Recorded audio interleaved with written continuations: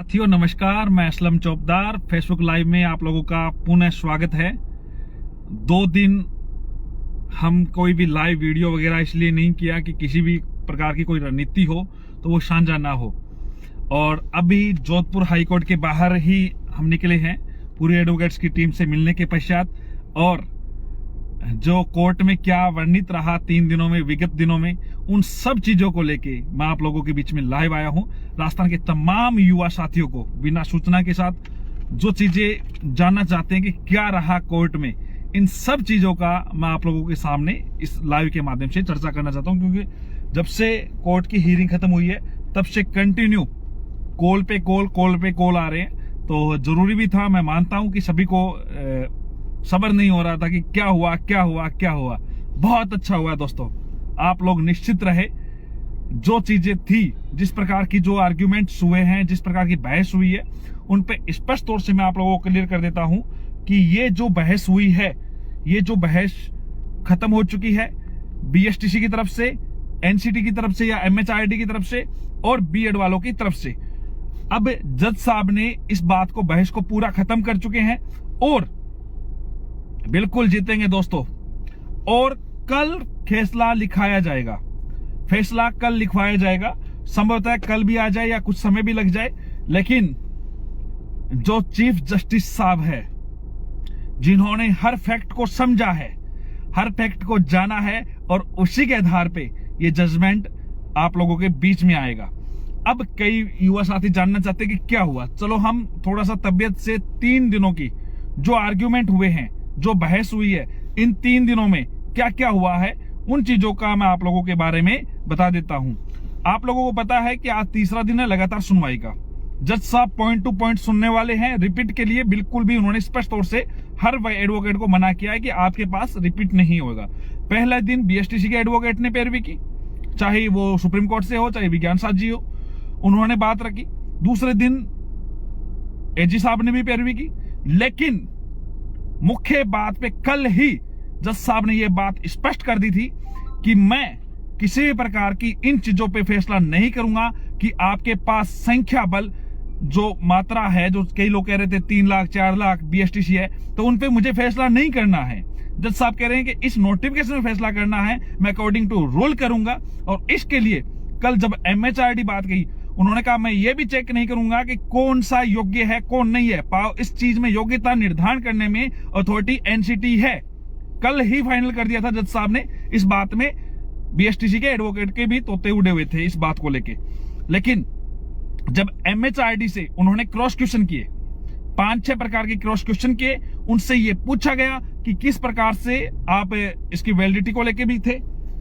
इसके अलावा जो एमएचआरडी के जो एडवोकेट थे, उनसे जो किस आधार पे ये रूल्स लागू किया गया, इस मीटिंग्स में कौन कौन थे, क्या किसी, क्योंकि बीएसटीसी की तरफ से कहा कि एक प्रकार से ये जो मीटिंग्स हुई है उनमें कुछ लोग थे, 3-4 लोग थे, तो उन्होंने मीटिंग की पूरी प्रोसेस की डेट बाय डेट डेटा दिया गया। कल शाम तक वो जमा हो गए थे, जिसपे जज साहब संतुष्ट दिखे। उन्होंने कहा हाँ बिल्कुल ये प्रोसेस से काम हुआ है, और उन्होंने ये भी बताया कि 2010 में भी इस प्रकार के डेटा के द्वारा बीएसटीसी को एलिजिबल किया गया था, और 2018 में एडमिटमेंट जो संशोधन हुआ है उसमें 2018 में बीएड वालों को शामिल कर लिया है। दूसरी बड़ी बात, बीएसटीसी वालों ने जो चैलेंज किया था वो 2018 के रिक्रूटमेंट को किया था, 2021 वालों को भी नहीं किया। वो आज और फैक्ट में आ गया। जब बैटिंग करने उतरे माथुर साहब, तो उन्होंने चौके छक्कों की जब बरसात शुरू की, माथुर साहब, उनके cross question, single cross question नहीं आया जज साहब की तरफ से। सारी बातों से संतुष्ट दिखे, उन्होंने हर बात पे हां भी भरी। हालांकि इसके पश्चात जब जज साहब ने कुछ चीजें पूछी कि इसका यह प्रकार हो सकता है क्या, देखो कई लोग जो कमेंट करते हैं, जैसे अपने आप को जीन प्याजे बना के कुछ और करके, आप लोगों की हार का कारण बीएसटीसी वालों यही है कि आप लोगों ने हर बात को पर्सनली लिया। मैं फैक्ट की बात रखी है। जज साहब ने कहा मैं सिर्फ पॉइंट टू पॉइंट बात सुनूंगा, पॉइंट टू पॉइंट काम करूंगा, और पॉइंट टू पॉइंट ही कार्य किया है। कल जजमेंट लिखवाया जाएगा, निश्चित तौर पे आपके हितों का संरक्षण होगा दोस्तों जितने भी युवा साथी मेरे से जुड़े हैं उनकी उम्मीदों पे हम खरा उतरेंगे। ये जो जीत होगी ये एनसीटी के रूल्स की होगी, एमएचआरडी के जो रूल्स की होगी, और एमएचआरडी के जो एडवोकेट थे रस्तोगी जी, उन्होंने सारी बातें रखी है, उन्हें सारे एविडेंस रखे हैं। इसके अलावा आज जब माथुर साहब लगभग 1.5 घंटे उनको सुना है, पॉइंट टू पॉइंट बात रखी है, उन पे बात पे जज साहब पूरे संतुष्ट थे। उन्होंने कहा हाँ ये चीजें हमारे माइंड से क्लियर हो चुकी है। तो दोस्तों जितने भी युवा साथी मेरे से जुड़े हैं, राजस्थान के तमाम युवा साथी, हमारी जो बीएड की टीम है, देखो एक मुकेश जी छिंपा आपको दिखा रहा हूं, जो शुरू से लेके इस चीज को, हर चीज को फेस किया, प्रतिदिन कोर्ट में बैठे थे। पीछे मुख्य पिटिशनर देवेश शर्मा और काफी रणनीतिकार महेश गेरी, हमारी टीम कंटिन्यूस चीज को देख रही थी और मैं आज, मुझे पता था किस प्रकार से क्या मैनेज करना है। इसके अलावा हमारे एडवोकेट सुशील जी बिश्नोई, उन्होंने आर्ग्यूमेंट किए। देखो दोस्तों एक बात सुनिए, ये कह रहे हैं बीएसटीसी की मात्रा हमारे पास संख्या लोग बहुत ज्यादा है। राजस्थान में प्राइवेट इंस्टीट्यूट कितने हैं, प्राइवेट संस्थान कितने हैं, उनमें 1 से 5 तक कितने टीचर अपॉइंट हुए हैं बीएड वाले, क्योंकि वो डीओ से अप्रूव्ड है, इस सरकार के द्वारा अप्रूव्ड है, वो भी चीज रखी गई है। जिस बात में जज साहब ने उनसे क्रॉस किया कि आप वहां पे अगर सीटें खाली रहती है तो वहां पे वो सीटें खाली रखोगे प्राइवेट वालों में, तो उनके पास कोई जवाब नहीं था। तो दोस्तों सारी चीजें हो चुकी है, अब जजमेंट आना है, जजमेंट कल से लिखवाया जाएगा। और सभी को, जितने भी युवा साथी मेरे से जुड़े हुए हैं, उनको अग्रिम शुभकामनाएं और बहुत बहुत बधाई। और जितने भी मेरे से कोशिश हुई है, हमारी टीम से कोशिश की हुई है, हमने पूरी जी जान लगाई है।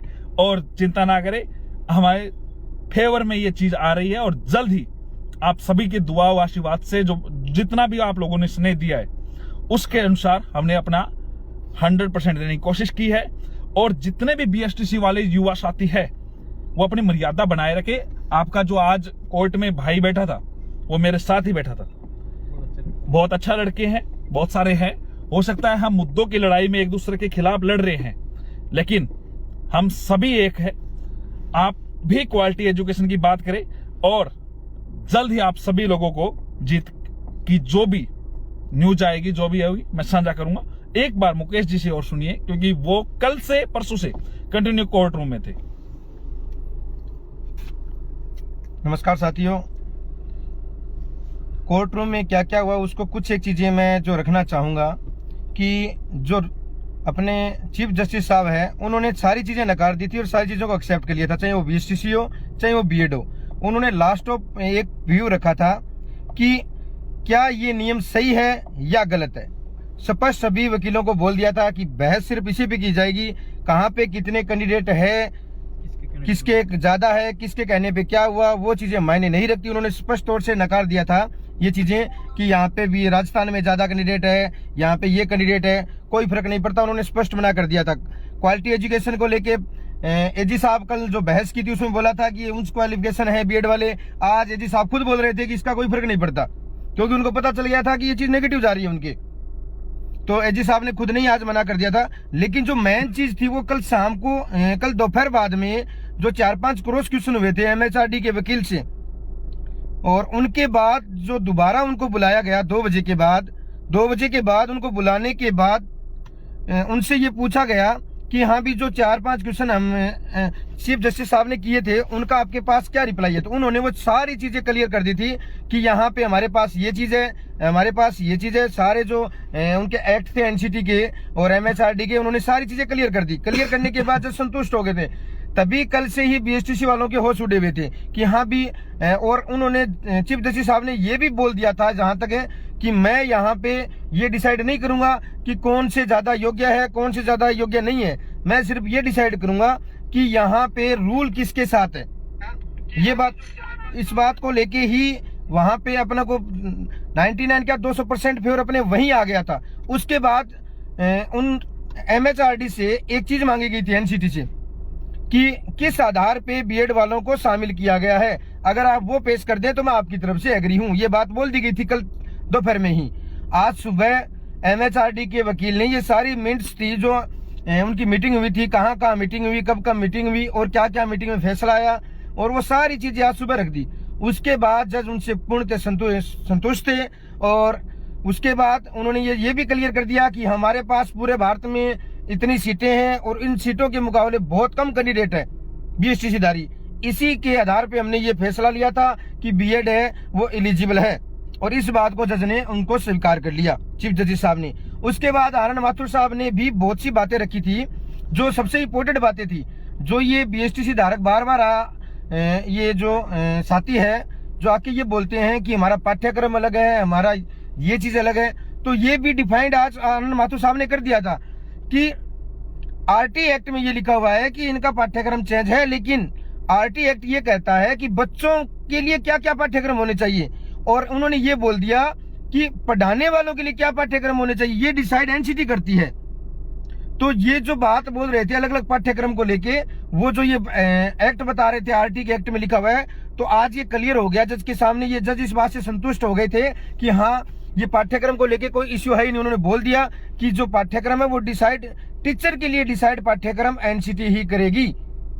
जो ये बार बार बोल रहे थे हमारा पाठ्यक्रम अलग है, हमारा ये अलग है, वो अलग है, तो ये मैं क्लियर कर देता हूँ। वहां पे जज साहब पूर्णतः संतुष्ट थे, क्योंकि उन्होंने आनंद माथुर साहब ने बहुत अच्छी पैरवी की थी। यहाँ पे ये बताया था कि जो ये बता रहे हैं, बार बार बोल रहे हैं हमारे ओपोजिशन के वकील, तो वहां पे क्या था कि ये जो पाठ्यक्रम है वो आरटी को लेकर आधार बना रहे थे, और आरटी क्या होता है उसके अंदर ये बताया जाता है कि बच्चे को क्या क्या पाठ्यक्रम, बच्चों के लिए क्या क्या पाठ्यक्रम होना चाहिए, और ये सबसे इंपॉर्टेंट मुद्दा था।